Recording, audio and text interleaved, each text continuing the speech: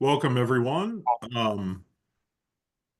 I appreciate everyone being here for um, Maya Lewis, my student.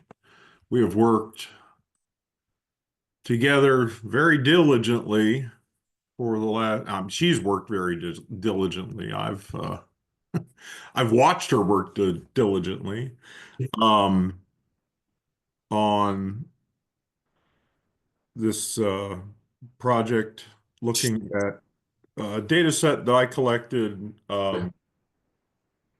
over a period of 2 years. And, I've been impressed at every turn. Um,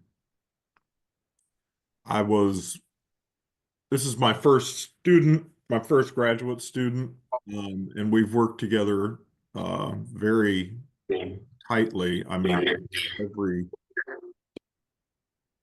it seems like every moment she comes up with something new that I'm, she's like, hey, we need to review this. So excited. And Maya has been an absolute delight to work with. Um, she's I'm admitting people here, so give me a second. Uh, what she has done is learn how to do computer programming, basically. Um, pretty um, some pretty intense stuff. She's led a group of undergraduates and graduate students to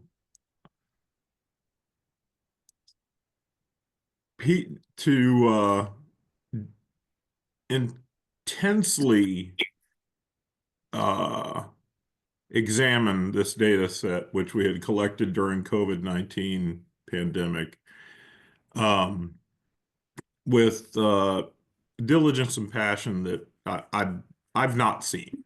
And I've been in academia for probably, I don't know, well, a decade at least as a student, and her professionalism and dedication has been um, just impressive. So I think that I'm just really not adding too much to this whole discussion. Um, I'm going to let Maya present her results, um, which are novel and quite interesting, and I think contribute pretty clearly to our understanding of how complex post-traumatic stress disorder um, evolved and is generated, during, a unique pandemic that occurred starting in 2020 and ending in 2021. So, without further ado, I'd like to introduce uh, Maya Lewis, who I believe has done just an unparalleled job. So, Maya, you want to take it over? Yes, thank you so much, Dr. Meeker. All right. As Dr. Meeker, my thesis advisor, already gave me a really wonderful intro, today I'll be presenting on my thesis, which is titled Reverse Engineering COVID-19 Related PTSD-like Symptoms, Unveiling Hidden Patterns with Statistics and Machine Learning Models. And so at the end of the presentation, we will have a discussion and a Q&A. And so if you can hold on to any of those questions that you have, or if you'd like to put them in the chat, we will be going over those for around 15 minutes later at the discussion. And also, if everyone can also just make sure to keep their mics muted, and then we'll get started.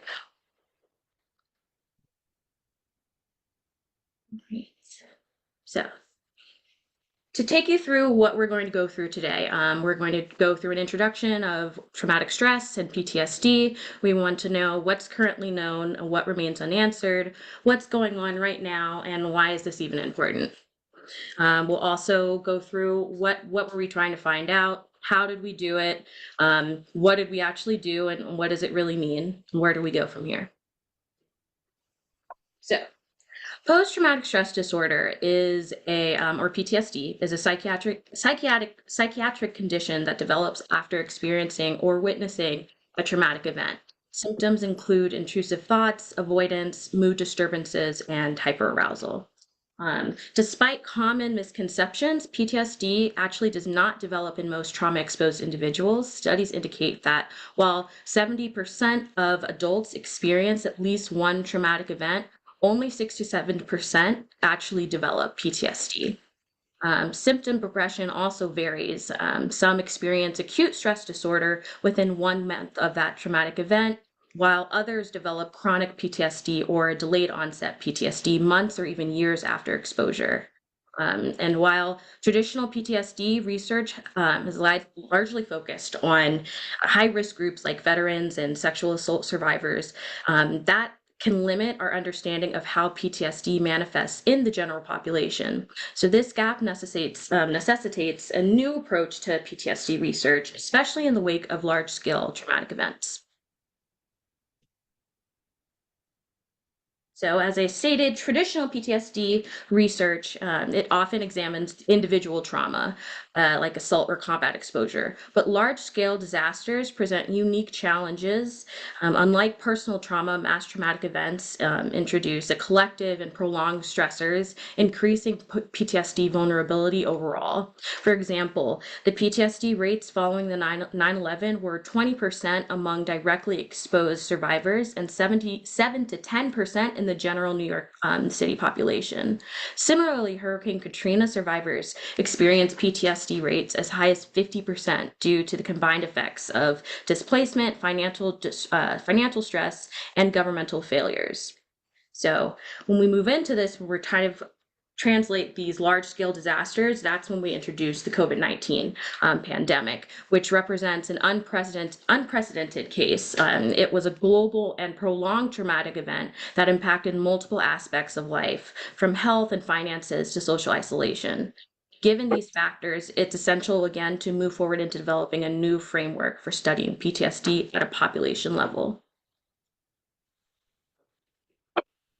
So, despite its severe impact, PTSD often goes undiagnosed and untreated. Studies have shown that many individuals suffer for years before actually receiving a formal diagnosis. Severe barriers present PTSD care, including high treatment costs, limited access to trauma focused therapies, and cultural stigma.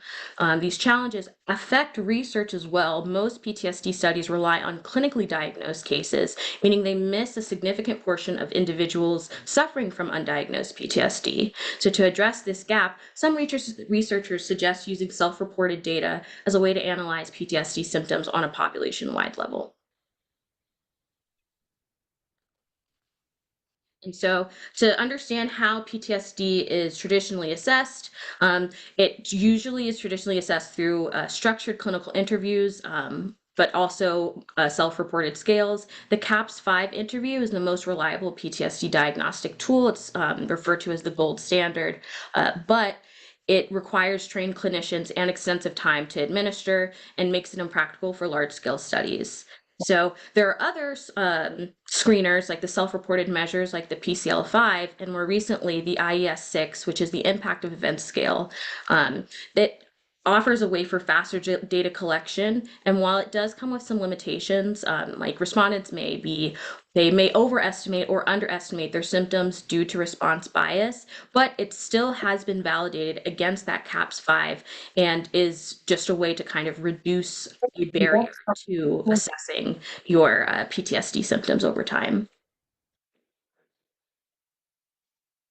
So now we're going into computational approaches. So first I'm going to define what is machine learning and how can it improve PTSD research? So machine learning is a branch of artificial intelligence that enables computers to detect patterns and make predictions without being explicitly programmed. In PTSD research, machine learning is particularly valuable when it can analyze large, complex data sets and detect hidden patterns that traditional methods may overlook, which is really, really important in PTSD research, as it's an extremely heterogeneous and complex disorder that your presentation can look so different based on different factors. So one widely used machine learning approach is supervised learning. So that's where a model can learn from labeled training data and it maps known inputs to outputs. With supervised learning, classification is a key technique used to categorize PTSD cases or whatever your outcome, what your outcome case would be. And so while traditional PTSD prediction models like generalized regression models, so logistic regression or lasso regression, as you see in this bottom red bubble here, they are widely used. There are some limitations. So logistic regression assumes linear relationships between different risk factors, and that may not fully capture symptom complexity. So lasso regression improves upon this by selecting only the most relevant features, and it shrinks down any other features that it determines does not impact whatever outcome you're trying to classify. And so that's really helpful for reducing any overfitting or bias that may occur when you're conducting your computational modeling. So in contrast to these regression approaches, machine learning methods, these classification machine learning methods, offer a more flexible and a powerful approach. Models like random forests, that's the RF, XGBoost, can handle nonlinear interactions between different risk factors, and they can capture patterns that linear models might miss. However, a downside of machine learning is it's often criticized for their lack of interpretability. So when you have machine learning or AI, you think about there's a bunch of inputs that are going into this black box, and you can't quite understand how it's coming to the conclusion that it's coming to. And so there are ways that we combat that by using explainable machine learning models. So these classification models that are up here, they have ways that we can understand how it's making the decisions that it's making, like SHAP analysis, and those can explain what features are most contributing to whatever classification it's recommending. So machine learning has already contributed significantly to advancements in PTSD research. Studies have shown that machine learning models can predict PTSD with over an 80% accuracy. And it also has the ability to identify key PTSD risk factors, such as depression, coping style, and social support. It's also once you're able to categorize individuals into different classification groups, you can then do some post hoc analysis and understand, again, what features are leading you to be assigned to that group. So to go into what our lab has already done, so my thesis was based on a study that was conducted by my thesis advisor, another faculty member at Morgan State, Dr. Mullins, and one of my other committee members, Dr. Tulloch. And they conducted this online cross-sectional survey during COVID-19 and assessed a lot of different demographic, psychological, health-related, and lifestyle factors. And so in general, they were looking to examine how perceived stress, general anxiety, and post-traumatic stress symptoms interrelate. And so they used that data from that cross-sectional analysis to understand, and they found that perceived stress, general anxiety, and post-traumatic stress symptoms as measured by the IES-6 all showed significant positive associations, meaning that as one increases, so do the others. Also, this is related specifically to the COVID-19 pandemic. Concern about COVID-19 was also strongly linked to those higher stress and anxiety levels. On the right, you'll see that there's a heat map visualization. This may be a little overwhelming, but it basically provides a broader look at how all of these mental outcomes correlate with each other, with various personality traits, sleep qualities, and physical health factors. And so blue highlighted sections indicate strong associations or lower associations between IES-6 scores, and the red bubbles indicate strong associations with the high IES-6 scores. And so you'll see that high IES-6 scores are correlated with sleep disturbances, emotional distress, and social functioning, which again emphasizes the interconnectedness of nature of stress responses during the pandemic. We also know that the first year of the COVID-19 pandemic was shaped by social, political, environmental, and economic stressors, all of which contributed to the rising of mental health symptoms. Data from the cross-sectional survey showed, from their time course, showed the peaks and time point changes of stress, anxiety, and PTSD symptoms. And so once I kind of overlapped with this with a diagram of the different events that occurred during this first year of the pandemic, I found some interesting findings. At the start of the pandemic, stress spiked with the first U.S. COVID-19 case and death, followed by widespread stay-at-home orders by April of 2021, excuse me.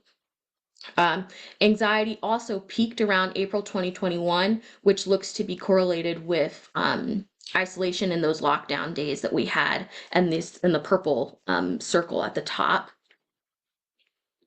In September of 2021, the IES-6, so post-traumatic stress symptoms and anxiety symptoms, they saw a time point change, so an increase, and that seems to be marked by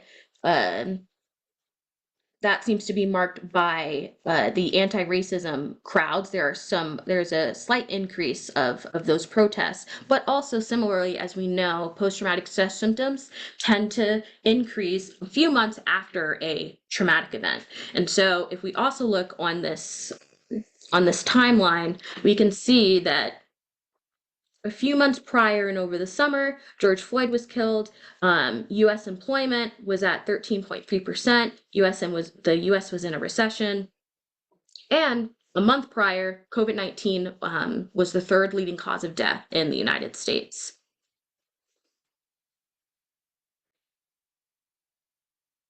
So to wrap this up and understand like the significance of the COVID-19 pandemic, we want to understand what's the lasting impact. It's 2025 now. Why do we still care about this? So APA, the American Psychological Association, released a report in 2023 that highlighted significant increases in stress-related disorders between pre- and post-pandemic time points, so 2019 and 2023. And so they found that there had been an increase in diagnoses of anxiety and depression, around a 5 percentage point increase from pre-pandemic levels.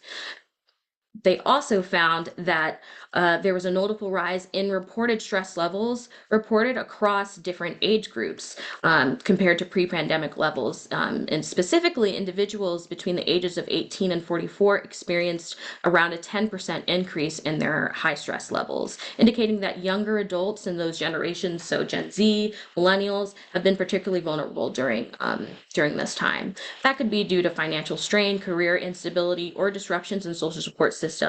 And so that demographic needs to kind of really be focused in on as they seem to really carry this significant emotional burden.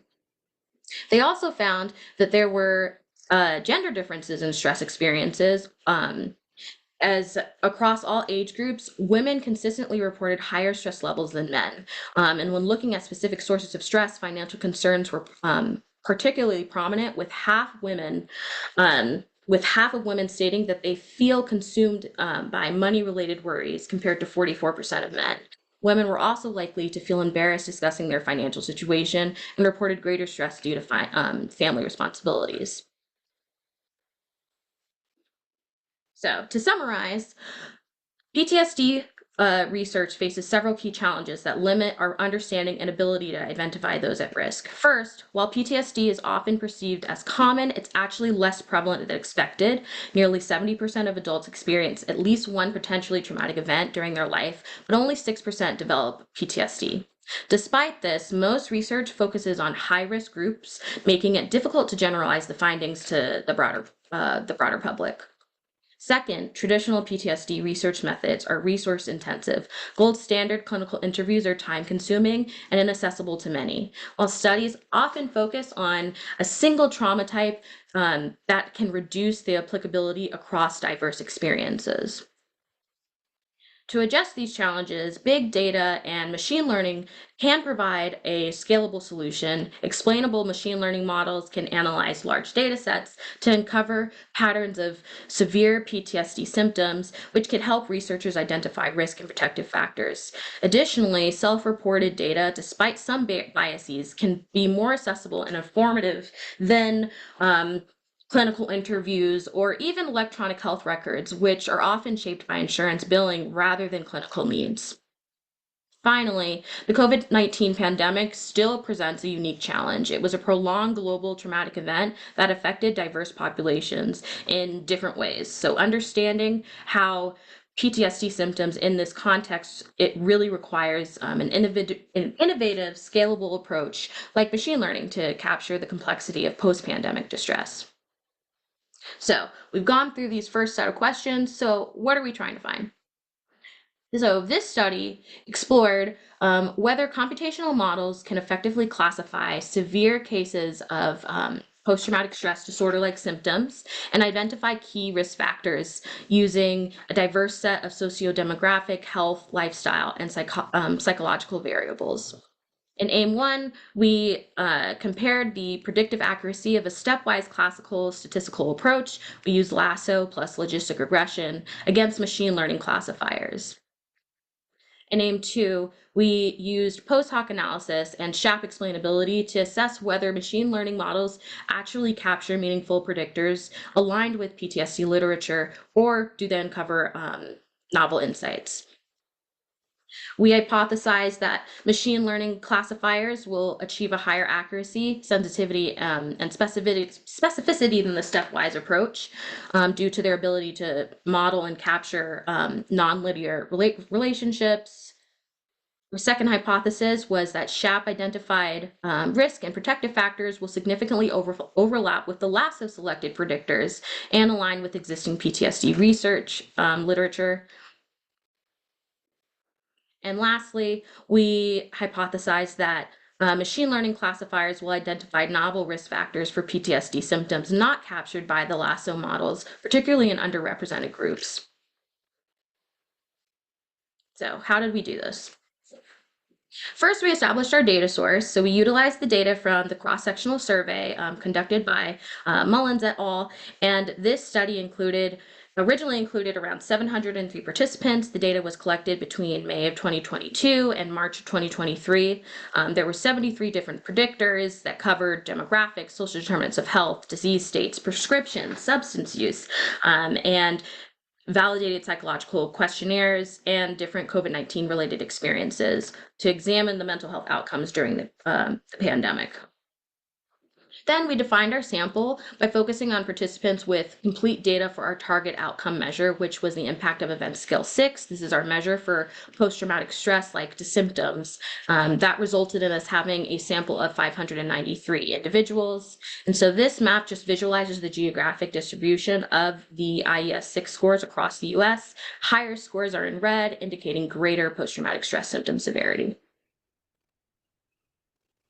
Then we determined our target class. So we did this by using percentile-based cutoffs. So while the impact of events scale has a clinically relevant threshold of 1.75, we focused on identifying the most severe cases. So to do this, we examined individuals with one standard deviation above this threshold that corresponded to around the 80th percentile group, which was having a score of 2.75 or above. And so this group represents those with the highest post-traumatic stress symptoms, helping us better understand factors contributing to extreme distress. We then explored our sample demographics. So our sample, our participants had a mean age of around 35 years. They were predominantly white, non-Hispanic women, and the majority had an undergraduate education. They also fell within the working and middle class income brackets, and that is household income level. And so additionally, 17, around 18% of our sample endorsed those severe PTSD symptoms, which matches the current literature of the minority of our group having these symptoms. So the majority of the group was actually resilient, not reporting these severe symptoms.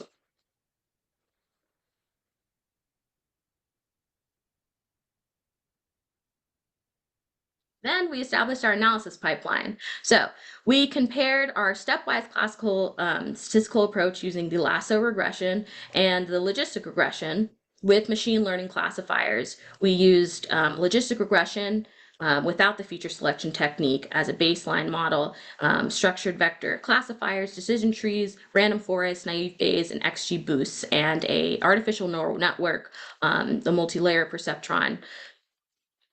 And then we looked at we evaluated how well the models performed. We used different metrics like accuracy, area under the curve, F1 scores, sensitivity and specificity. We also looked at confusion matrices to really understand how well the models were able to differentiate between false positives and true positive cases.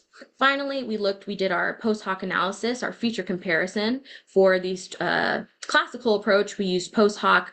We conducted the Benjamini-Hochberg that adjusts for multiple comparisons.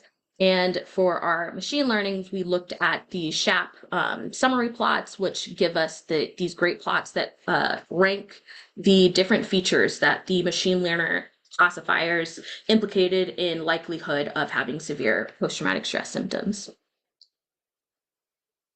So what did we find? What does it mean?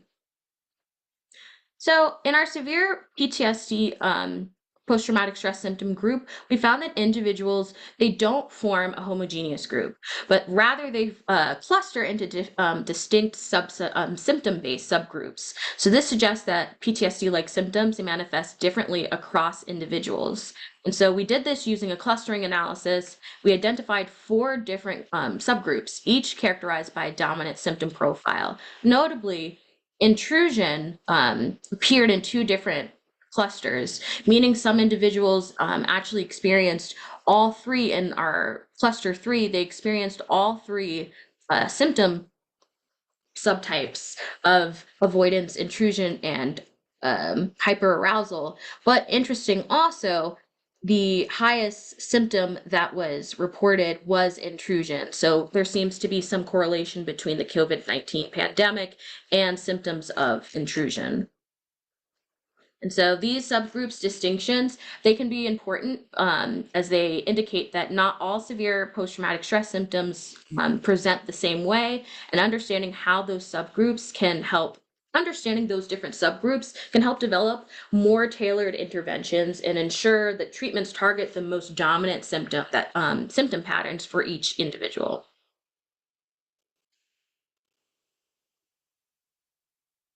So the results from our stepwise lasso regression and logistic regression model, they identified key predictors of severe post-traumatic stress symptoms with the Benjamini-Hochberg post hoc corrections applied to control for false discoveries. So among the strongest predictors, higher anxiety symptoms, greater news consumption about the COVID-19 pandemic were significantly associated with an increased likelihood of severe post-traumatic stress symptoms. Conversely, greater time since the onset of COVID-19 and higher income levels, marijuana use, and higher financial satisfaction all were associated, they were all found to be protective factors associated with lower odds of severe post-traumatic stress symptoms. And so the model evaluation, our stepwise model actually had pretty good accuracy. and a really great AUC, area under the curve, which and recall and precision were also quite robust, which shows that our model was able to, it had strong classification ability. The recall, however, was a bit lower. So that suggests that while the model was effective at identifying non-severe cases, it is less sensitive in detecting all severe cases. And so these findings altogether show that psychosocial and financial stressors are major contributors to post-traumatic stress symptoms, and they really underscore the importance of both mental health interventions and economic stability in mitigating long-term distress. Okay, and so the results from our machine learning classifying classification of severe post-traumatic stress symptoms showed that the XGBoost model had the highest accuracy and the highest area under the curve, which makes sense because it is an ensemble procedure, so it's able to really tackle all of the different type of data types that we had very well.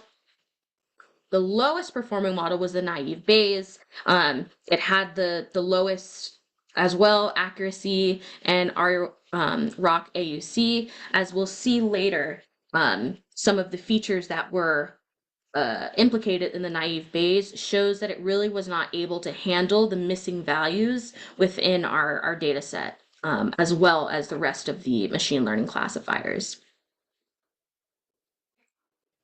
So to go into the explainability of our machine learning classifiers. And so I've highlighted the two of the top performing models here, the XGBoost and the random forest. This is what is output when you're trying to understand what is the model telling you, what factors are leading to higher levels of severe post-traumatic stress symptoms. And so for our XGBoost model, it's consistently showing that anxiety, as well as our random forest model, anxiety, days since the COVID-19 onset, financial satisfaction, are all pushing you either towards or away from these severe COVID-19 related post-traumatic stress symptoms.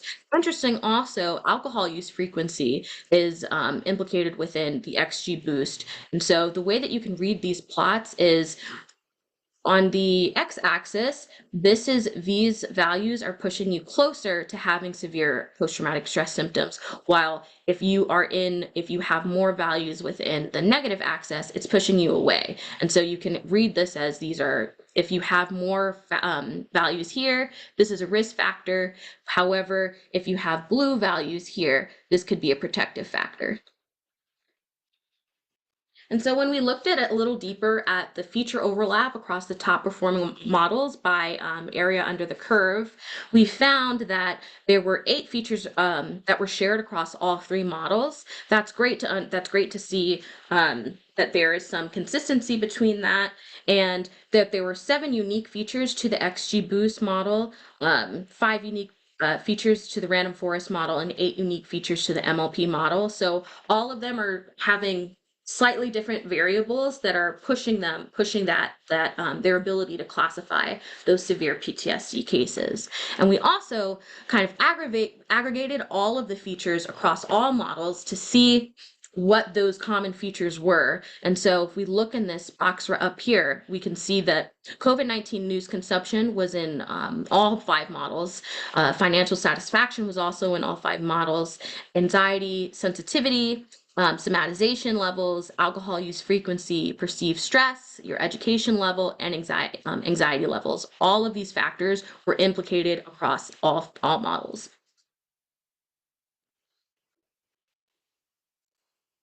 So this next slide kind of shows that we really need to, when we're trying to understand and connect the features that are implicated from our machine learning and lasso models, how do we translate those findings into clinical implications? And so we really need to understand that big mix of psychological symptoms, socio-demographic features, lifestyle features, and health-related factors. If we look at these as a comprehensive whole, that really influences our model's ability to classify severe post-traumatic stress symptoms. So some implications for where we can kind of go from here. Not only do machine learning algorithms have insights for population level, but they also have implications for personalized medicine. So these are force plots. They basically will select an individual from our sample at random, and it tells us what are the factors for that specific participant that are pushing them either towards having the severe post-traumatic stress symptom or away from it. And I'm comparing these two different participants. And so for the one up top, who actually had reported severe levels of post-traumatic stress symptoms, these risk factors of insomnia and having allergies outweighed the protective factors that they had, that the model determined was a protective factor. So being on a public health insurance plan, having an autoimmune disorder, or smoking marijuana. Some of these factors are really, really interesting and require future research to really understand, in the case of the COVID-19 pandemic, why they're being designated as protective factors. Having an autoimmune disorder could be defined as having a pre if you have a history of already taking care of your health and keeping this in mind, the COVID-19 pandemic really may not have impacted how you're functioning already. You may be already at a baseline of having higher levels of post-traumatic stress or stress in general. And so the COVID-19 pandemic really may not have just pushed that much. In comparison, for someone who was not diagnosed with COVID-19, this individual reported really high levels of COVID-19 news consumption, but their protective features of having really low anxiety symptoms, having a high level of financial satisfaction, and not having any relevant anxiety sensitivity or stress levels, all protected against this risk factor. And so to understand, to contextualize again all of these findings into where do we go from here, the future is personalized medicine. And so before we talked about those clustering of the different post-traumatic stress symptoms and what those can mean. So if you are treating a disorder based on your symptom presentation, then you're getting access to specific targeted therapies that are looking at a specific symptom. So if you are mainly suffering from re-experiencing or avoidance symptoms of PTSD, group therapy would be the best therapy for you to try. If you're suffering from symptoms across the entire spectrum, then cognitive behavioral therapy may be what's best for you. If you're suffering from re-experiencing and avoidance symptoms, then virtual reality may be something that you should try. Instead of having to just kind of take a shot at the dark and figure out what may work best for you, if we can use data to really guide that recommendation, we can develop a system, basically a recommendation system that would help bring treatment faster to individuals. So to go over what we found, our first hypothesis actually was not supported. The stepwise classical statistical approach performed much higher across accuracy, sensitivity, specificity, and the area under the curve. Feature selection paired with classifiers in the future should be prioritized because our findings may be different if we used a feature selection technique with all of those machine learning classifiers we used. For hypothesis 2, this was supported. There was a high crossover between the factors, the features implicated between the machine learning and the Lasso models. They all implicated different socio-demographic, psychological, health-related, and lifestyle features. And so that was really great to find. That really validates that machine learning models can provide insights that are comparable to more traditional statistical techniques. And our third hypothesis, that machine learning classifiers would uncover novel predictors of severe post-traumatic stress symptoms that are not traditionally included in PTSD diagnostic models, particularly in underrepresented group populations, was also supported. So our machine learning classifiers did find that they picked up on some features that the lasso regression and logistic regression did not. So some of those implications were generation insights. The machine learning classifiers they found that Generation Z and millennials were adding those features to a model increased its predictive accuracy. And it also implicated that there was resilience among minority groups. That's race, gender, and sexual minority groups. Those actually served as protective factors against severe post-traumatic stress symptoms, which is really interesting during the COVID-19 pandemic, as there was a lot of social and political unrest, but there were also a lot of community that happened during this time as well, if we think about the marches and protests. And so really understanding what those factors or mechanisms for that resilience can also be targeted in future research. So where do we go from here? We need to design more studies with high dimensional data analysis in mind from its inception so that we can really tackle sample size limitations and class imbalance. We want to continue to prioritize having representative data. We really want to continue to collaborate and support interdisciplinary research. It really is important for individuals, so engineers, computer scientists, clinicians, to reach across the aisle and work together to find solutions to problems. And as for kind of our audience, question and validate everything that you hear. It's good to take advice from masters or individuals that have an expertise in a certain area, but you should always understand their motivation behind telling you the information that they're telling you. And so this is really important to keep in mind as AI and machine learning increases in the world in these days.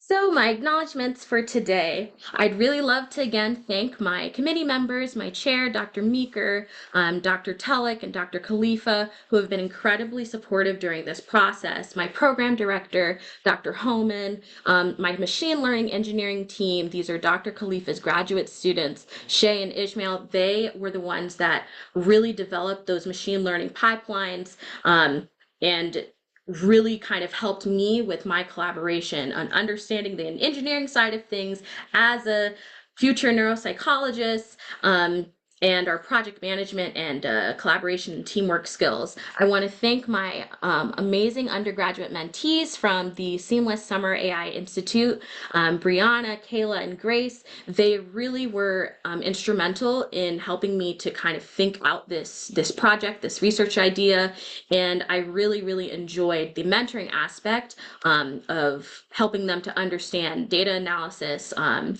expose them to programming and R, and that was just such a fulfilling experience. I want to thank my cohort members, Faith and Victoria. We've gone through this process these last 2 years together, and it's truly been amazing. And finally, I want to thank my family and friends, my mom, Karen Watkins Lewis, my dad, Gilbert Lewis, my sibling, Mason Lewis, my younger sibling, Michelle Kai Lewis, and my grandparents, Marion Watkins, Wilbert Watkins, and Pauline Lewis. I have to list all of them by name because they are why I do what I do, and a host of friends and family that I see on this call. Thank you so much. So now I'm going to open it up to discussion or any questions or comments that anyone has.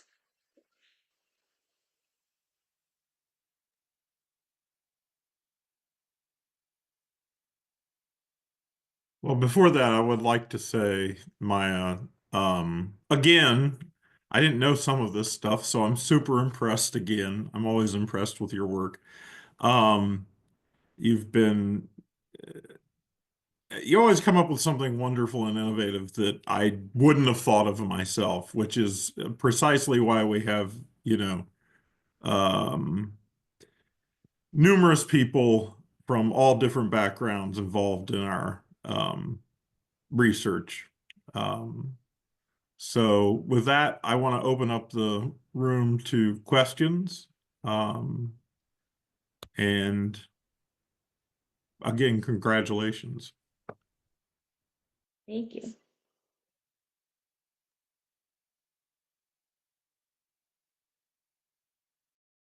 Diana, I'm here beaming with pride because I've watched this development and I have such a big smile on my face because this presentation blew me away. You know what it is to watch the development and watch you think of this idea and say, no, that's probably not going to work. Let me look at this one. You really blew me away with this.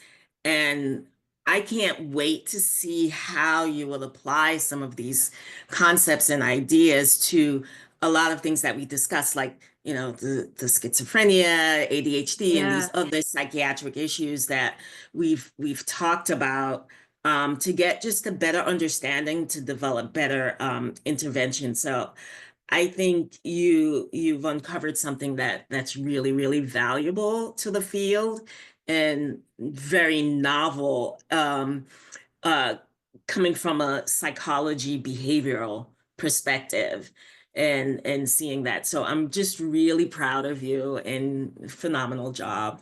I mean, I have so many things that I could say, but just really, really great job.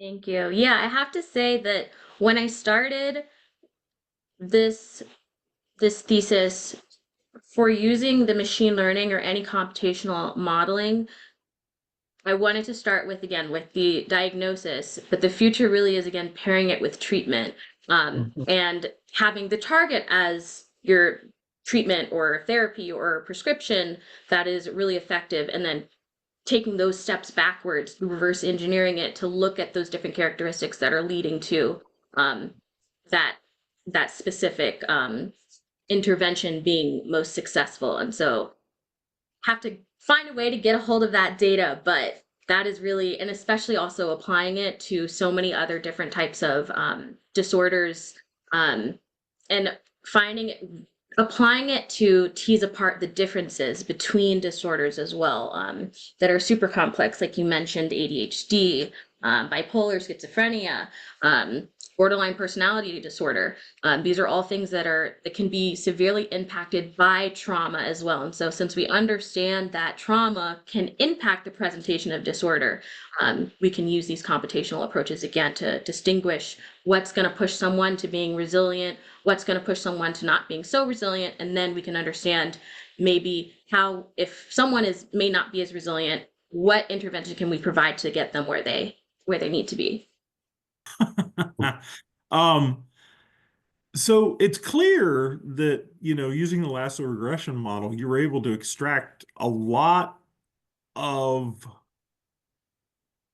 I mean, things that make sense and things that contributing factors that you would maybe think of. But how do you think these can be used in treatment later? Yeah. So I think at this stage, and this was the idea, when we came up with the idea, is to validate current literature. We wanted to make sure that using these higher level statistical analyses, yes, we want them to reveal new insights, but at the base right now, we want to just make sure that it's showing us what previous research has already told us. So how we can translate that into treatment, that's something that's being developed. I think that, so with lasso, that would be incorporating perhaps how different biomarkers would impact your treatment response to certain prescriptions. You could look at family history, and if that family history maybe differs by gender or your genetics, that's how really we would be able to understand um, and bridge those findings to treatment and interventions. So I have a question with that in mind. Yeah. Um, we have been discussing the All of Us data set, which is a huge data set. And you talked about the participant size or the number of participants when you're using these models.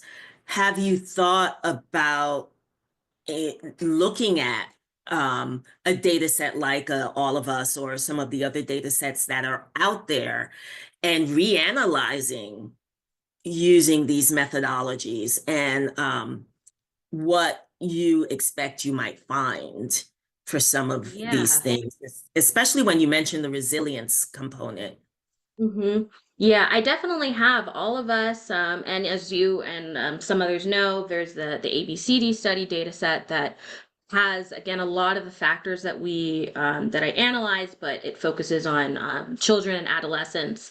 But the cool thing about, as you said, the All of Us study is that they collect these biological factors. They have genetics, they have physical activity, but they also have those electronic health records as well as self-reported survey data as well. And so I think that having access again to that huge data set that is really well suited for machine learning algorithms would be that would be the step that we need to actually find these new interactions or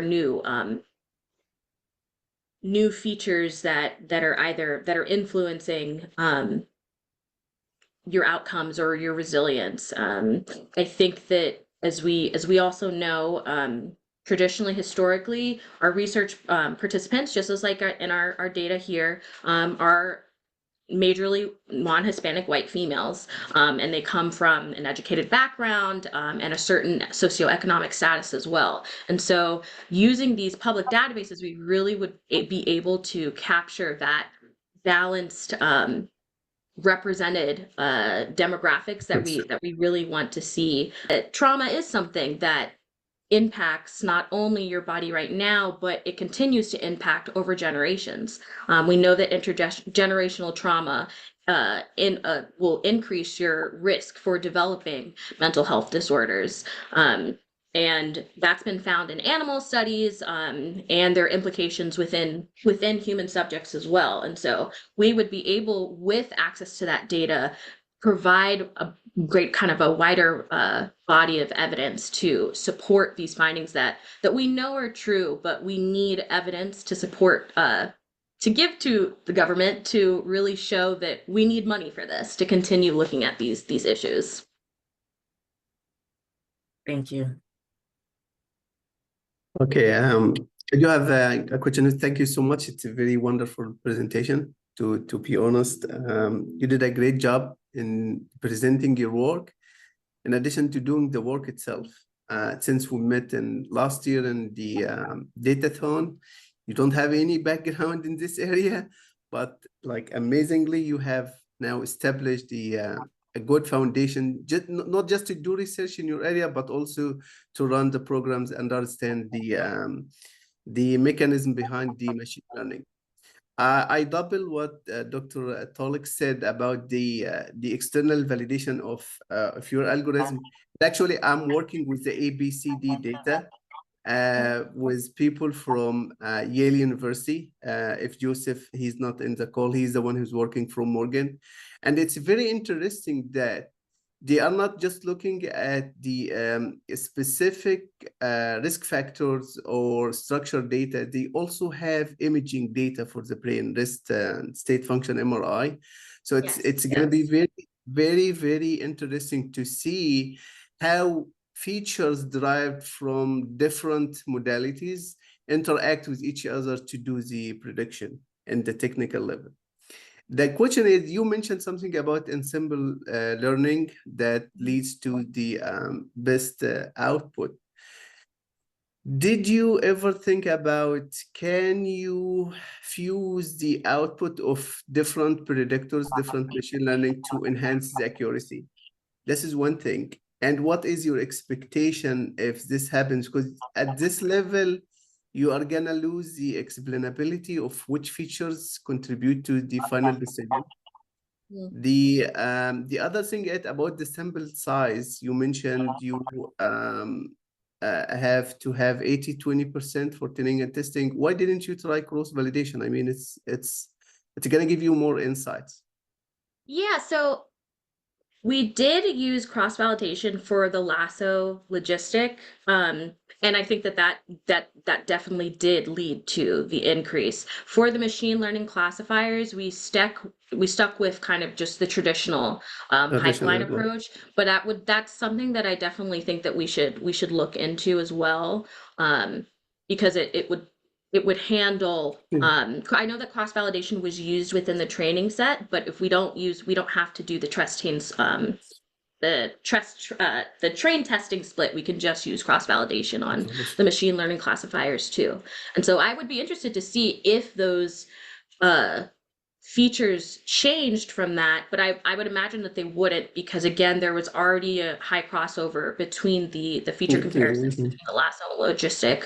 But it would be interesting to see if some of those factors, like the generation or the minority groups and those resilience, if those maybe disappeared, or maybe if they selected fewer features to accurately predict the severe cases of post-traumatic stress symptoms. Yeah. Yeah, thank you. Okay, do we have any final questions? Quick questions. So, yeah, you passed. Kind of obviously. We were saying how interesting, the work is.